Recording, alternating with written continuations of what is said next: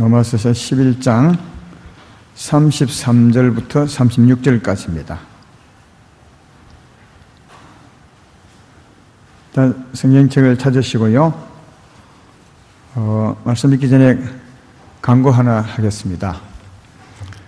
아까 2부에 마치고 광고한 대로 당회를 했습니다. 당회한 이유는 다음 주에 공동이해를 하기 위해서 했습니다. 8월 28일 다음 주죠. 공동이해를 할 것입니다.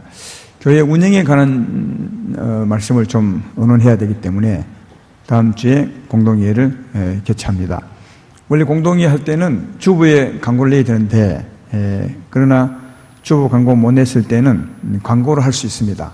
일주일 전에요. 그래서 오늘 정식으로 제가 광고를 하고 또 주중에 우리 전사님들과 교육계를 통해서 각 가정교회 사회계를 통해서 알려드리도록 그렇게 하겠습니다. 다음 주 공동이해 있음을 아시고 다 참여하시면 대단히 고맙겠습니다. 자, 하나님 말씀은 로마서 제11장 33절부터 제가 읽어드리겠습니다. 깊도다 하나님의 지혜와 지식의 풍성함이여 그의 판단은 헤아리지 못할 것이며 그의 길은 찾지 못할 것이로다. 누가 주의 마음을 알았느냐? 누가 그의 모사가 되었느냐? 누가 주께 먼저 드려서 갚으심을 받겠느냐? 이는 만물이 주에게서 나오고 주로 말미암고 주에게로 돌아감이라. 그에게 영광이 세세에 있을지어다. 아멘. 오늘 오후 로마서 강해죠. 오직 그에게 영광이 세세에 있을지어다. 이런 제목으로 로마서 강해 또 몇 주 만에 하게 되죠. 28번째 시간이 되겠습니다. 그동안 로마서를 많이 했네요. 28번째 시간으로 오직 그에게 영광이 세세에 이런 제목으로 말씀을 하겠습니다. 오늘 본문을 보면 이 로마서를 기록한 사도 바울이 하나님의 지혜의 그 깊음과 풍성함에 대해서 감격하는 마음으로 이렇게 노래하듯이 쓰고 있는 것을 볼 수가 있습니다. 깊도다 하나님의 지혜와 지식의 풍성함이여 누가 그것을 판단하고 헤아리겠느냐. 삶사들의 누가 주의 마음을 알았느냐, 누가 그의 모사가 되었느냐, 누가 주께 먼저 들어서 갚으심을 받겠느냐. 그러니까 하나님을 건면하는 사람도 없고 하나님의 모사가 된 사람도 없습니다. 하나님 스스로 지혜 있고 그 지혜가 풍성하고 사랑이 많으셔서 하나님의 일을 하셨다. 그런 뜻입니다. 36절에 보면 이는 만물이 주에게서 나오고 주로 말미암고 주에게로 돌아감이라. 그의 영광이 세세에 있을지어다. 그렇게 끝을 맺고 있습니다. 만물이 다 주께로부터 나왔습니다. 주님이 창조하셨고 또 주로 말미암고 이것은 창조된 만물을 주관하시니까 하나님이십니다. 천지 만물을 주관하시니까 하나님이시다. 그런 뜻이고요. 또 하나님의 주장을 받다가 또 주에게로 돌아갈 것이라. 그러므로 하나님이 만물을 만드시고 하나님 만물을 경영하시고 붙드시고 또 그 만물이 주께로 다 돌아가게 될 것이다. 따라서 만물을 주관하시니까 사람이 아니라 하나님이심을 말해주고 있습니다. 특별히 오늘 주님의 지혜와 지식의 풍성함을 감격하면서 찬양을 드리고 있는 것은 특별히 우리 주위에 있는 저 식물들이나 동물들 이런 것보다는 사람에 대한 것 아니겠냐. 사람에 대한 것, 우리 인생에 대한 것이고 또 인생 중에서도 우리의 구원에 관한 지혜와 지식의 풍성함을 말하고 있는 것을 충분히 짐작해 볼 수가 있습니다. 우리를 그러므로 창조하신 이도 주님이시고 이 땅에 사는 동안 우리 삶을 주관하신 이도 주님이시고 특별히 우리 구원의 삶을 주관하신 이도 주님이시고 구원을 이루시고 난 후에 나중에 주께로 데려갈 이도 하나님이시다. 그래서 그분이 다 하셨으므로 영광은 그분에게 돌려야 된다. 이런 말씀을 쓰고 있음을 볼 수 있습니다. 근데 이 하나님의 우리 향한 그 구원의 지식과 사랑과 풍성함에 대해서 감격하고 있는데 이것은 이제 사도 바울이 하나님의 그 구원의 지혜와 지식을 깨닫고 감격하는 것이거든요. 그러므로 이 감격은 어쩌면 좀 주관적일 수 있습니다.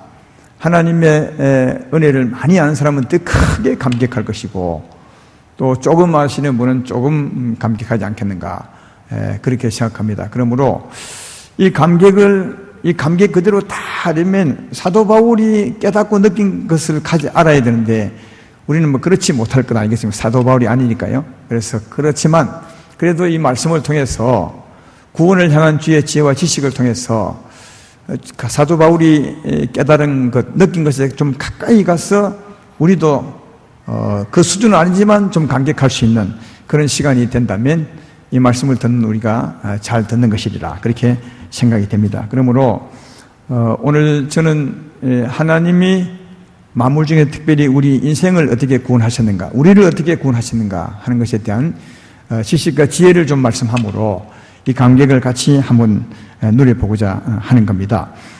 하나님의 구원의 계획, 하나님의 구원은 전에 로마서 강의를 할 때 말씀했습니다. 로마서 8장 29절로 30절에 보면 잘 나와 있죠. 하나님이 미리 아신 자들을 또한 그 아들의 형상을 본받게 하기 위하여 미리 정하셨으니 이는 그로 많은 형제 중에서 맏아들이 되게 하려 하심이라.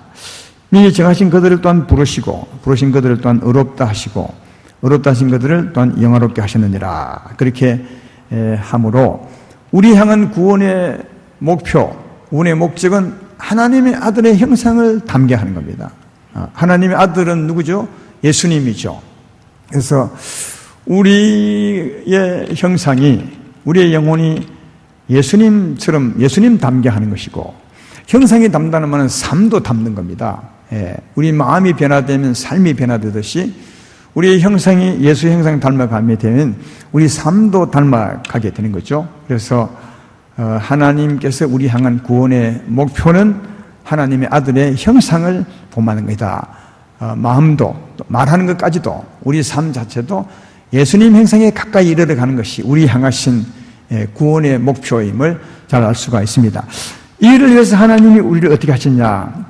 오랜 전부터 우리를 아시고 아신 그들을 부르시고 부르신 그들을 또한 의롭다 하시고 의롭다 하신 그들을 영화롭게 하신다, 그 말. 여기 영화롭게 한다는 말이 하나님의 아들의 형상을 본받게 하는 겁니다. 그런 뜻으로 기록한 것을 알 수가 있습니다. 이것이 하나님 우리를 향하신 구원의 목표고, 구원을 이루기 위해서 하나님이 하실 일임을 볼 수 있습니다. 조금 더 그 말씀을 전해보면, 하나님은 우리를 하여금 하나님의 형상을 본받게 하기 위해서 부르시고 그 다음 의롭게 하여, 의롭다는 말은 죄를 사해 주는 것이고요. 그 다음 이제 영화롭게 하는 거죠. 영화롭게 하는 것은 좀 이따 말씀하겠지만 성령으로 오셔서 우리를 자꾸 영화롭게 만들어 가는 것임을 알 수 있다. 그래서 우리 편에 보면 예수 믿음으로 죄사함 받는 것이고, 또 우리를 영화롭게 하러 오신 성령을 따라 살아감으로, 나를 항상 버리고 살아감으로 성령이 나를 아름답게 바꾸어 가는 것이다. 다시 말하면 하나님의 아들의 형상을 본받게 하는 것이다 하는 겁니다. 이를 위해서 하나님이 누구를 보내셨느냐? 다 아시는 것처럼 예수님을 이 땅에 보내신 겁니다. 예수님은 하나님의 아들 하나 낳아서 보낸 것이 아닙니다. 하나님 자신이, 말씀이 육신되어 오신 겁니다. 하나님은 영이시고 말씀입니다. 하나님은 육신이 아닙니다. 영이시고 말씀이죠. 그분이 육체를 입고 오신 분이 누구라고요? 예수님이십니다. 하나님이 사람 되어 오신 분이 예수님이시다. 왜요? 우리를 구원하기 위해서 이 땅에 보내셨다는 거죠. 자, 한번 생각해 보십시오. 그러면 하나님이 사람 되어 오셨으니까 어떻게 사시겠어요? 하나님처럼 살겠죠, 당연히. 그러므로 하나님이 사람 되었으므로 그분의 삶은 하나님처럼 사는 겁니다. 하나님처럼 말씀하고 하나님처럼 행동하겠죠. 하나님처럼 살고 하나님처럼 말하는데, 그분은 하나님의 아들이니까 하나님 말씀을 하죠. 사람과 똑같은 말을 해도 능력이 다른 겁니다. 그래서 그분이 말을 하면 귀신이 떠나가기도 하고, 그분이 말을 하면 변화가 있게 되고, 그분이 말을 하면 나무가 메마르기도 하고, 그분이 말씀하면 파도가 잠내리. 왜냐하면 하나님 말씀이니까 그래요. 예. 그분은 하나님처럼 사시고, 왜 하나님이니까? 그러니까 하나님이시니까 하나님처럼 사신 겁니다. 그래서 삶이 하나님처럼, 또 말이 하나님처럼 하다 보니까 그 말은 하나님 말이니까 능력이 나타나고 막 변화가 있는 거죠. 그래서 그분은 하나님이셨으므로 하나님처럼 사십니다. 그런데 문제는 이겁니다. 아무도 하나님인 줄 몰랐다는 거예요. 못 알아봤다는 거죠. 참 신기하죠. 하나님처럼 사시고 하나님처럼 말하고 하나님의 권능이 나타나는 겁니다. 왜? 하나님이니까. 그런데 아무도 하나님으로 못 알아봤다는 거죠. 예. 이게 참 신기한 거죠. 그렇지만 아무도 못 알았지만 예수님이 자기를 또 하나님의 아들로 나타내셨습니다. 마태복음 16장이죠. 거기 보면 제자들에게 먼저 나타냈죠. 너희는 나를 누구로 하느냐? 세상은 나를 누구로 하느냐? 너희는 나를 누구로 하느냐? 베드로가 하나님의 알려주심을 따라 말하죠. 주는 그리스도시요 살아계신 하나님의 아들입니다. 그랬더니 예수님이 마태복음 16장 17절에 이렇게 대답합니다. 바요나 시몬아 내가 복이 있도다. 이를 내게 알게 한 이는 혈육이 아니요 하늘에 계신 내 아버지다. 하늘에 내 아버지라는 거예요. 그럼 자기는 누구라며? 하나님의 아들이란 말이죠. 베드로도 하나님의 아들이십니다 라고 고백을 했고 너를 그렇게 알게 하니도 내 아버지시니라 했으니까 예수님은 제자들에게 내가 하나님의 아들이다 나타내셨어요. 그럼 제자들에게만 나타냈느냐? 아닙니다. 사람들에게 다 나타내셨습니다. 공식적으로 요한복음 8장 53절로 54절에 보면 너는 이미 죽은 우리 조상 아브라함보다 크냐?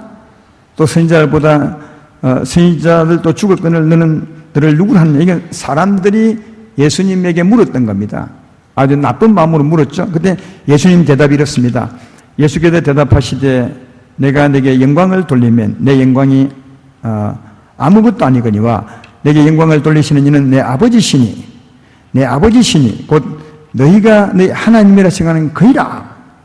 그러니까 너희가 지금 하나님이라 생각하는 그분이 내 아버지다. 다르게 말하면 나는 하나님의 아들이다. 그렇게 공식적으로 하나님의 아들임을 말씀했어요. 세상 사람들에게. 그리고 요한복음 8장 25절 26절에는 이렇게 말합니다. 그들이 말하되 내가 누구냐? 예수께서 이르시되 나는 처음부터 너희에게 말하여 온 자니라. 내가 너희에게 대하여 말하고 판단할 것이 많으나 나를 보내신 이가 참되시며 내가 그에게 들은 것을 세상에 말하노라. 나는 처음부터 말했다는 거예요. 뭐라고? 하나님 아들이라고. 잘 보여. 이게 본인이 하나님이 사람 되어 오셔서 하나님처럼 살죠. 이게 사과나무는 사과꽃을 피우고 사과열매를 맺습니다. 마찬가지로 하나님이 사람 되었으니까 하나님처럼 살죠. 하나님처럼 말하니까 하나님의 권능이 나타나고 가는 곳마다. 그러니까 하나님 누구든지 봐도 보통 사람은 아니에요. 하나님 같은 사람이. 그런데도 하나님의 아들인지 몰랐습니다. 아무도. 그리고 본인이 난 하나님의 아들이야. 너희가 말하는 그분의 아들이야. 이렇게 말했어요. 하나님처럼 살고 하나님의 권능이 나타나고 본인도 내가 처음부터 숨긴 것이 하나님의 아들이다 했는데도 아무도. 참 신기하죠 이게. 충분히 하나님의 아들임을 알 수 있는데도 그렇게 삶으로 또 말로 알려주었는데도 그들은 하나님의 아들임을 몰랐다는 거예요. 이게 신비입니다. 이게 참 기가 잘 노르신지 모르겠지만 이게 참 진짜 신기한 일입니다. 근데 왜 몰랐는지 아십니까? 알려준데도 그걸 이렇게 요한복음 8장 27절에 한 말씀 더 읽고요. 그들은 아버지를 가리켜 말씀한 줄을 깨닫지 못하더라. 그러니까 다 알려준데도 몰랐다는 거죠. 왜 몰랐느냐? 그 이유를 나중에 성령으로 사도 바울을 통해서 말씀합니다. 고린전서 2장 6절로 8절에 이렇게 말하죠. 그 알려주지 못한 이유를 말합니다. 그러나 우리가 온전한 자들 중에서는 지혜를 말하는 이는 이 세상의 지혜가 아니요 또 이 세상에서 없어질 통치자들의 지혜도 아니요 오직 엄밀한 가운데 있는 하나님의 지혜를 말하는 것으로서 곧 감추어졌던 것인데 하나님이 우리의 영광을 위하여 만세전에 미리 정하신 것이라. 이건 예수님에 대한 설명입니다. 예수님이 하나님이 감추는 비밀이라는 말이죠. 구원의 비밀. 그 다음 이 지혜는 예수님에 대한 거예요. 이 세의 통치자들이 한 사람도 알지 못하였나니 만일 알았더라면 영광의 주를 십자가에 못 박지 아니하였으리라. 하나님 아들처럼 행했고 하나님의 아들의 권능을 나타내고 나는 하나님의 아들이라 했는데도 아무도 몰랐다는 거죠. 왜? 하나님이 감추었다. 그렇게 그걸 딱 드러내고 세상 사람이 볼 때, 야, 하나님의 아들이다! 이러면 누가 그를 십자가에 죽이겠냐고요. 아무도 못 죽이겠죠. 그래서 십자가에 못 박히도록 하나님의 아들임을 모르게 했다. 하나님께서. 보기는 보아도 보지 못하고, 듣기는 들어도 듣지 못하게 하셨다는 거예요. 왜? 우리의 구원을 위해서 그랬다는 거예요. 하나님의 사랑이죠. 그러나 한 가지 알 것은, 그러나 진짜 하나님을 알고자 한 사람은 다 알았습니다. 네, 반대했던 사람에게 눈이 감추어졌던 것을 알 수 있다. 그래서 이제 그 다음에 보면 예수님이 잡혀 죽습니다. 잡혀 죽은 제목이 뭐냐? 하나님의 아들이라 한다고 죽었습니다. 참 신기한 거죠. 하나님의 아들이라 한다고 그것 때문에 죽었습니다. 아니, 숨긴 것이 아닙니다. 하나님의 아들이다. 왜? 하나님의 아들입니까? 하나님의 아들이라 한다고, 하나님을 무시한다고, 하나님을 막는 데 일컫는다고 그를 잡아 죽였습니다. 그러니까 그가 죽인 제목은 하나님의 아들이라 한다고 죽었습니다. 그는 하나님의 아들이 맞는데 말이요. 여기에 하나님의 지혜가 있습니다. 하나님의 아들로서 죽죠. 하나님의 아들로 죽었기 때문에 그는 자기 죄를 짊어져 죽은 것이 아니라 우리의 죄를, 여러분과 나의 죄를 짊어져 죽으셨습니다. 믿으면 아멘 합시다.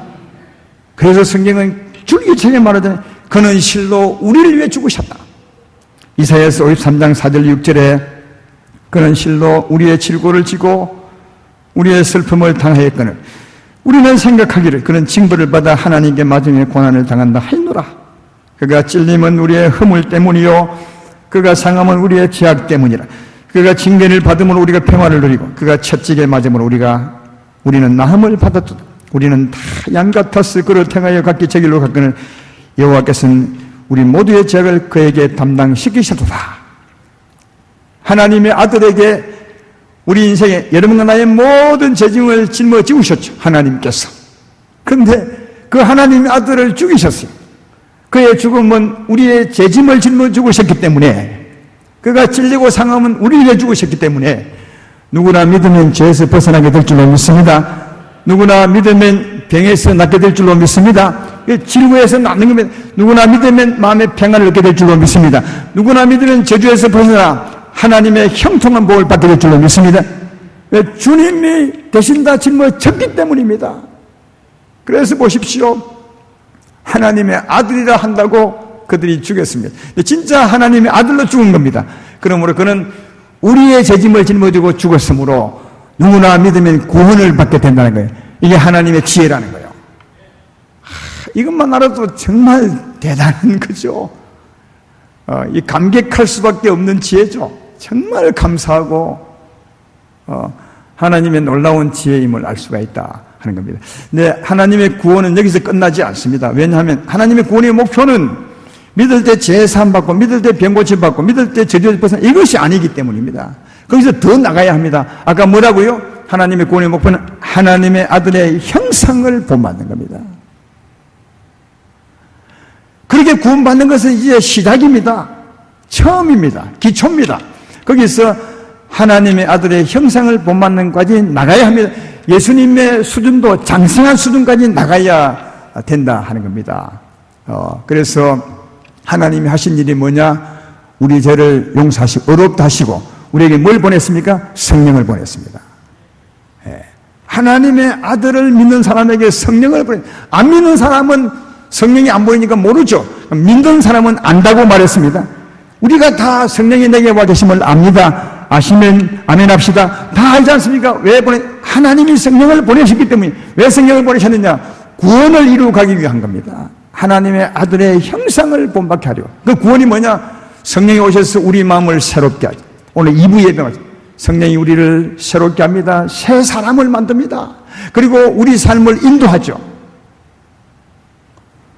우리의 심령을 새롭게 하시고 우리를 인도합니다.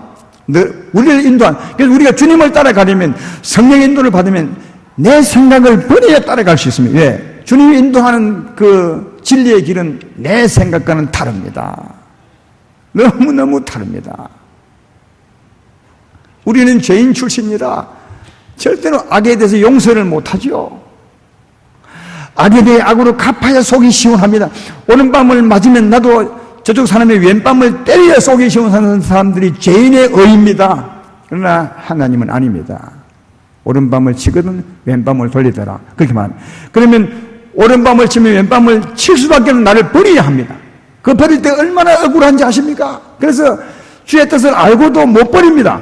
못 버리기 때문에 한참 머뭇거리다가 나중에야 버립니다. 세월이 지나서. 성령은 끊임없이 포기하지 않죠. 내 안에서 나를 따르라. 악에 대해서 악으로 갚지 말고 나를 그걸 버리고 나를 따르라. 끊임없이 주님은 우리에 대해서 포기하지 않습니다. 여러분의 향한 뜻이 있기 때문이죠. 뜻이 뭔데? 하나님의 아들의 형상을 담는 겁니다. 그분이 오신 이유가 우리를 구원하기 위한 그 수준에 이르기 위하기 때문에 끝까지 우리 안에서 인도합니다. 절대로 그분은 그분의 뜻을 굽힌 적이 없습니다. 우리를 굽힐 때까지 기다리실 뿐이죠. 한 번 안 하면 두 번, 두 번 안 하면 세 번, 수천 번 우리 안에서 나를 버리고 따르라 하죠. 그래서 차츰차츰 나를 버리고 따라갈 때 점점 예수님의 형상에 이르러 가는 거죠. 정말 이해되면 아멘 합시다. 이게 우리를 영화롭게 해 가는 겁니다. 성령은 영화롭게 하셨느니라. 왜 했느냐? 이미 할 것이기 때문에 하셨느니라고 표현합니다. 그러나 지금 우리를 영화롭게 해 가고 있음을 잘 발견해 볼 수가 있다. 이게 지혜입니다. 또 여러분, 우리를 구원하시고 난 후에 어렵다 하시고 죄 없다 하시고 죄에서 저주에서 벗어나게 하시고 우리에게 축복만 주고 그냥 우리에게 그대로 두었다면, 성령이 오지 않았다면 우리는 그냥 한 걸음도 변화될 수 없습니다. 한치도 변화될 수 없죠. 우리에게 그대로 두면 우리는 그냥 그대로입니다. 그러나 그대로 두지 아니하시고 어렵다 하신 우리에게 성령을 보내셔서 우리한테 끊임없이 인도하죠. 그래서 인도하다가 안 되면 징계도 하죠. 여러분, 그런 경우 많이 있죠. 한번 해봐요. 아마 한번 해볼 필요가 없어요. 경험 많이 했을 거라. 주님은 계속 내게 이리 하라고 하는데, 비판하지 말라고 하는데 입이 습관이 되어서 비판할 때가 많습니다. 하다 보면 주님이 징계합니다. 그래서 이것 때문에 일이 안 풀 때가 있고, 이것 때문에 머리가 아플 때가 있고, 이것 때문에 골치가 아플 때가 있고, 이것 때문에 있죠. 주님의 징계입니다. 그거 버리라고.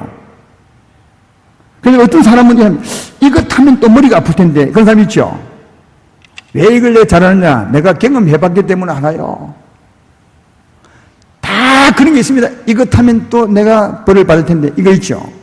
하나님이 그것 때문에 벌 주는 것이 아니라 그것 때문에 그걸 고치라고 우리를 일종의 징계하는 거예요. 매를 두는 거죠. 그걸 버리고 따라오라고. 그래야 네가 복이 있는 자가 되기 때문에. 그래서 성령은 우리 안에서 끊임없이 인도합니다. 포기하지 않습니다. 우리 생각을 버리고 주님을 따라가도록, 때때로 징계까지 하면서, 때때로 회초리를 들면서 너를 버리고 따라오라. 그것이 네 복이다. 내가 네게 온 이유는 이 일을 위해서 온 거다. 그렇게 말씀하고 있는 거죠. 그래서 내게 오신 성령의 나를 향한 목표를 따라 살아가야 맞습니다. 그래야 복이 있습니다. 그래서 늘 우리끼리 하는 말 있죠. 고집을 빨리 꺾어라. 네 고집 세우지 말고 빨리 꺾어라. 이렇게 농담처럼 말하는데 그게 진짜 진담입니다. 여러분 안에 성령이 계십니다. 하나님이 계십니다. 그분은 우리의 인도자입니다. 우리의 왕이시여 우리의 인도자입니다. 여러분을 버리고 자꾸만 버리고 항상 버리고 주를 따라가시기를 주의 이름으로 축원합니다. 그때 나를 버리고 주님을 따라가면 그 주께서 나를 바꾸어 가는 겁니다. 전에 군대 얘기 잘 했지만 군대 가면 우리를 군대 체질로 바꿉니다. 그건 간단합니다. 조교 따라 맨날 따라 걸면 됩니다. 조교가 나 따라오라 합니다. 그러면 조교가 하시는 대로 따라가다 보면 군인이 되어 있습니다. 마찬가지입니다. 그건 육체적인 변화고요. 우리는 영적인 변화입니다. 하나님이 우리 마음 안에서 끊임없이 네 마음을 버리고 네 생각을 버리고 나를 따라오라. 주의 은혜 안에서 주님을 따라가다 보면 내가 바뀌어 있는 겁니다. 이게 예수님 형상을 닮아가는 것이 말 수 있습니다. 따라서 고집 앵가에 부리시고 주님을 따라가시는 여러분 되기를 주의 이름으로 축원합니다. 자, 지금까지 지혜는 우리 개인적으로 어떻게 구원에 가시는 것을 세세하게 말씀했다면 이제는 숫자적으로 주님 또 구원하는 지혜입니다. 이 무슨 말이냐 하면 여러분 우리 이 세상에 사는 사람들을 두 부류로 나눈다면 유대인과 이방인들입니다. 하나님 나라에서 나눌 때는 유대인과 이방인들이죠. 근데 우리는 생각하기를 유대인은 하나님 백성이고 그 나머지는 이방인이라 생각하는 게 아닙니다. 이것 다 하나님 백성입니다. 다 하나님에 속한 겁니다. 출애굽기에 나와 있지 않습니까? 출애굽기 19장 5절 6절에 이렇게 말하죠. 세계가 다 내게 속하였나니 세계가 다 내게 속하니 너희가 내 말을 잘 듣고 내 언약을 지키면 너희는 모든 민족 중에서 내 소유가 되겠고 너희가 내게 대하여 제사장 나라가 되며 거룩한 백성이 되리라. 너는 이 말을 이스라엘 자손에게 말할지니라. 세계가 다 하나님 겁니다. 하나님을 모르게 태어나신 분이 계실 것 같으십니까? 천지를 창조하시고 그 중에 인생을 창조하시니까 하나님이신데 어떻게 하나님 것이 아니겠습니까? 근데 그 중에 먼저 하나님이 저 세계를 구원하기 위해서 먼저는 이스라엘을 제사장 나라로 삼았다는 겁니다. 먼저는 이스라엘을 먼저 택했다는 거죠. 제사장 나라를 먼저 세운 겁니다. 제사장 나라가 뭐냐? 하나님을 섬기는 나라입니다. 하나님의 은혜를 받고 하나님을 섬기고 또 하나님을 섬길 뿐 아니라 다른 사람들 하여금 하나님을 섬기게 이끄는 사람이 제사장 나라, 제사장 백성입니다. 그러면 예수를 믿고 은혜를 받아야 제사장 나라가 될 수 있습니다. 제사장이 될 수 있습니다. 근데 여기에 문제가 생깁니다. 이스라엘 백성들에게. 왜? 예수님을 보내신데 진짜 구주를 보내셨는데 그를 안 믿는 겁니다. 그를 믿어야 제사받고 은혜를 받고 제사장이 될 수 있는데 진짜 하나님의 아들을 보내더니 그를 안 믿는 겁니다. 그래서 제사장이 될 수 없는 겁니다. 제사장이 되어야 다른 사람들 하여금 하나님을 섬기게 하는, 그래서 하나님 나라가 이루어지는데 하나님의 구원의 뜻이 이루어지는데 제사장들이 예수를 믿지 않는 겁니다. 이스라엘은. 그래서 하나님께서 안 되겠다. 이들은 제사장 나라를 포기했으므로 제사장을 감당할 사람에게 주어야 되겠다 해서 그 직분을 옮깁니다. 그 직분이 이방인에게 옮겨간 겁니다. 이방인에게로. 이스라엘 구원하던 사람이 구원하던 하나님께서 그들이 제사장 직분을 감당하지 못함으로 그 직분을 감당하기 위해서 이방인에게로 옮겨가는 겁니다. 이게 마태복음 27장, 21장에 포도원 비유로 나와 있습니다. 하나님이 포도원을 잘 만들어서 비웁니다. 농사 잘 짓게 해 주었는데 이 농부들이 농사를 잘못 짓는 겁니다. 그래서 포도 열매를 받으러 갔더니 농사를 잘못 지은 그들이 우리가 잘못 지었습니다. 회개하지 않고 열매 받으러 온 그 사람 종들을 죽입니다. 그래서 하나님이 아들을 보냅니다. 아들도 이들이 죽여버렸습니다.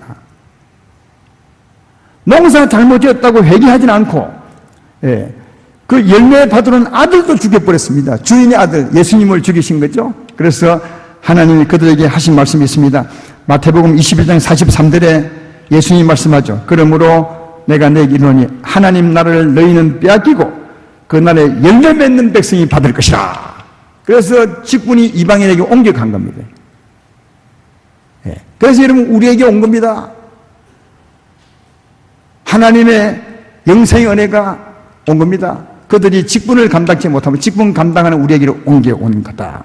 그러면 이제 물어봅시다. 그러면 그들은 직분을 감당하지 못하겠으면 이 하나님 버린 것입니까? 하나님이 버리지 않고 또 미련이 있는 것입니까? 다시 말해 구원의 계획이 있는 것입니까? 그걸 우리가 지금까지 배워왔지 않습니까? 그들이 그 직분을 감당하지 못했지만 하나님이 그 직분을 이방인에 옮겼지만 하나님 그들을 영원히 버린 것이 아니라 어떻게 해요? 다른 또 계획이 있다는 거죠. 이게 로마서 11장 11절에 있습니다. 보십시오. 그러므로 내가 말하노니 그들이 넘어지기까지 실족하였느냐? 그럴 수 없느니라. 그들이 넘어짐으로 구원이 이방인에게 이르러 이스라엘로 식이 나게 하게 합니다.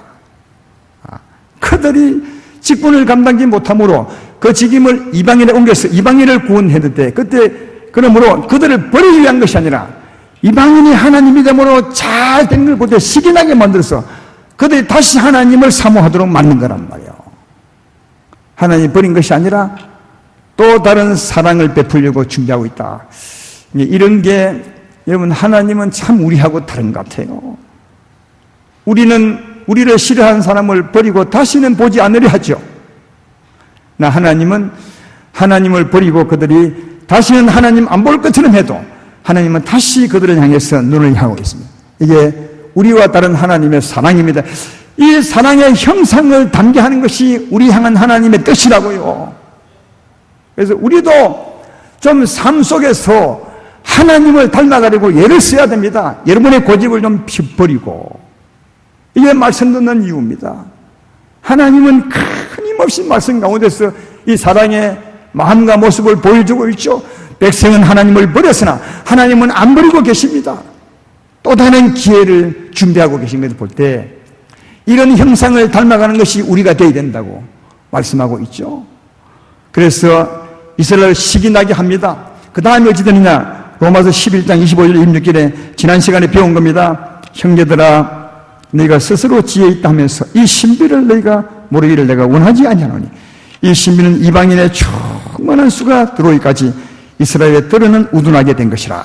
그리하여 온 이스라엘이 구원을 받으리라. 기록된 바 구원자가 시온에서 오사 야곱에게서 경건하지 않은 것을 돌이켰고. 이게 구원의 신비랍니다. 어떤 신비요? 이스라엘을 버린 것이 아니라 잠깐 이방인에 와서 이방인을 전부 구원하고 이방인의 하나님의 뜻대로 충만한 수까지 들어올까지 이방인을 구원한다는 거예요. 그 속에 우리가 지금 포함되어 있는 겁니다. 그리고 난 후에 그들이 시기하게 될 텐데 그때 다시 하나님이 이스라엘로 가서 그들을 다시 구원하게 될 것이다. 그래서 세계가 다 하나님께 속한 것인데 하나님이 먼저는 이스라엘을 구원하지만 그로 말미암아 이방인도 구원하고 또 세계 하나님의 백성들을 다 구원하게 될 것이라. 이게 하나님의 지혜라는 거예요. 사람들에게 이런 지혜가 나올 수 있겠습니까? 사람들에게 절대로 이런 지혜가 안 나옵니다. 악하고 독해서 조금 말 안 들으면 하늘에서 그냥 그리 하려고만 생각하지 이런 구원의 사랑을 베풀려 하시겠냐. 이게 하나님의 사랑의 지혜입니다. 그리고 이방인들과 이스라엘을 구원할 때도 이스라엘과 이방인을 구원할 때도 어떻게 하시느냐. 그게 오늘 본문 앞부분에 나와 있습니다. 29절부터 32절까지 읽어보겠습니다. 하나님의 은사와 부르심에는 후회하심이 없느니라. 내가 전에는 하나님께 순종하지 아니하더니 이스라엘이 순종하지 아니하므로 이제 긍휼함을 입었는지라. 이와 같이 이 사람들이 순종하지 아니하니 이는 너에게 베푸는 긍휼로 이제 그들도 긍휼을 얻게 하려 하심이라. 하나님이 모든 사람을 순종하지 아니하는 가운데 가두어 두시면 모든 사람에게 긍휼을 베풀려 하십니다. 우리가 구원받은 때를 한번 생각해 봐요. 여러분이 정말 내가 의롭게 살고 있구나, 나처럼 사는 사람이 있겠느냐, 그렇게 자기 스스로 의롭다고 생각할 때 그때 하나님 오셔서 내 이름을 구원하셨습니까? 아닙니다. 그런 분 한 사람도 없습니다. 전부 죄의 길에 방황할 때 어둠의 세상에서 이리저리 방황하며 살 때 그때 하나님이 찾아오셨죠. 성령의 구원받은 사람이 전부 그런 사람이었습니다. 삭개오도 그랬고 수가성 여인도 그랬고 사도 바울도 그랬고 베드로도 그랬고 전부 하나님을 떠나 어둠 가운데 빛이 없는 가운데 죄 가운데 헤매고 살 때 그때 하나님이 찾아오셨어요. 긍휼을 베푸시려고요. 조금 더 구체적으로 말하면 그 어둠 가운데 헤매면서 고민하죠. 양심이 있어서 이렇게 살아도 되냐, 사람이 이렇게 살면 되겠느냐. 구원받은 사람의 특징은 그래요. 그런 고민을 했다고요. 그래서 본인 스스로 죄 가운데서 고민하다가 의롭게 살아보고 몸부림치죠. 선하게 살아버리고 이웃을 도와보기도 하고 선한 일을 해도 안 되는 겁니다. 고민하죠. 나는 정말 죽을 놈 모양이다. 도무지 소망이 없는 놈이요. 죄 가운데 방황하면서 자기에서 철저히 실망하고 있을 그때 주님이 찾아오시는 거예요. 그래서 긍휼을 베풀죠. 네가 나를 믿으면 네 죄 사함 받을 것이고 네가 성령의 은혜를 받아서 살게 될 것이라. 긍휼을 베풀기 위해서 오신 거예요. 그때 와야 자기가 죄인이고 내가 스스로 결코 의롭게 살 수 없구나, 이런 고민에 봉착된 사람이 찾아올 때 그때 그가 하나님의 긍휼을 받아들이죠. 믿음으로 제 사함 받으니 감사합니다. 그리고 나는 살 수 없었지만 하나님의 은혜로 살 수 있다고요. 그래야죠. 긍휼을 베푸신 이유는, 은혜로 구원하신 이유는 구원받고 난 후에 하나님만 의지하라고. 내가 살 수 있다고 믿을 때 구원받으면 그가 구원받고 난 후에도 지 힘으로 살죠. 자기 자랑하고 살 거 아니겠습니까? 그러나 철저하게 제 가운데 헤매고 다닐 때 자기가 의롭게 살려고 애를 써도 결코 의롭게 살 수 없어서 그랬을 때 세상에 실망하고 자기에게 실망하고 그때 주님이 오셔서 은혜를 베풀어 주시면 그 후에 누구를 믿겠습니까? 내게 실망했던 사람이니까 하나님만 의지하게 되죠. 내가 죄에서 구원받은 것도 예수의 은혜입니다. 그리고 구원받고 난 후에 내가 사는 것도 하나님의 은혜입니다.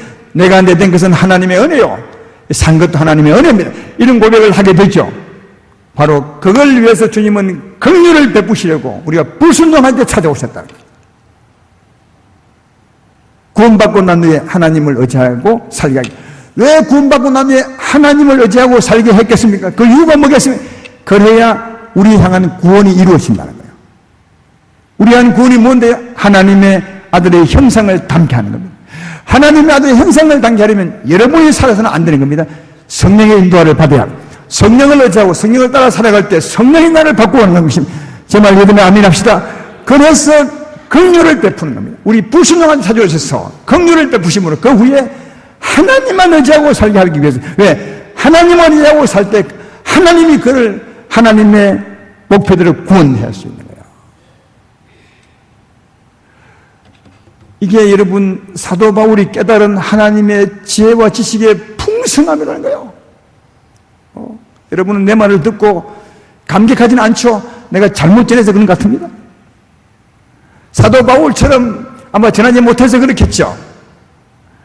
사도 바울이 깨달은 게 이것입니다. 우리를 구원하신 것이 이런 하나님의 지혜와 사랑의 풍성함이었구나. 우리가 한 일이 아니구나. 만물이 주께로부터 나왔고 내가 주로부터 나왔고 주님이 내 삶을 주관하시고 내 구원을 주관하시고 그래서 구원을 언제 이루시고 난 뒤에 나를 주께로 데려가시려고 만물이 주께로 돌아간 적 하시려고 하나님이 하셨구나. 이걸 깨닫고 감격한 거예요. 감사한 거고 그 감격과 감사가 33절부터 36절까지입니다. 깊도다 하나님의 지혜와 지식의 풍성함이여 이 일을 누가 하나님께 조언을 했습니까? 누가 가르쳤느냐? 아니라 하나님이 한 것이라. 만물을 지으신 이도 만물을 주관하신 이도 만물이 주께로 돌아가신 이도 하나님 말씀이시라. 그러면 영광을 세세히 하나님이 받으십시오. 할렐루야. 그러므로 결론입니다. 그러면 우리가 어떻게 살아야 되겠습니까? 만물을 향한 우리 향한 하나님의 구원의 계획이 이렇다면 우리는 어떻게 살아야 되겠습니까? 먼저는 구원을 받아야 됩니다. 이게 제일 먼저입니다. 구원을 받아야 합니다. 구원을 받아야 합니다. 구원을 받아야 합니다.